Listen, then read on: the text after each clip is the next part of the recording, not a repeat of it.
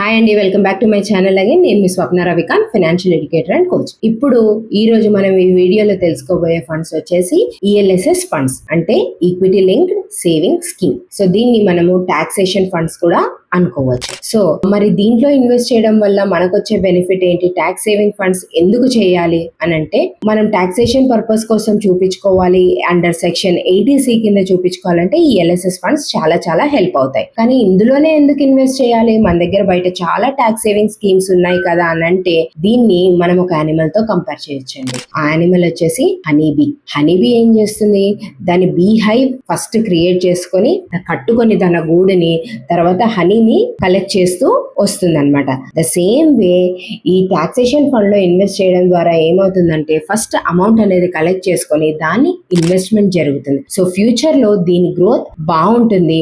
మనం ఇన్ఫ్లేషన్ ని బీట్ చేస్తూ దీంట్లో ఇన్వెస్ట్మెంట్ చేసుకోవచ్చు.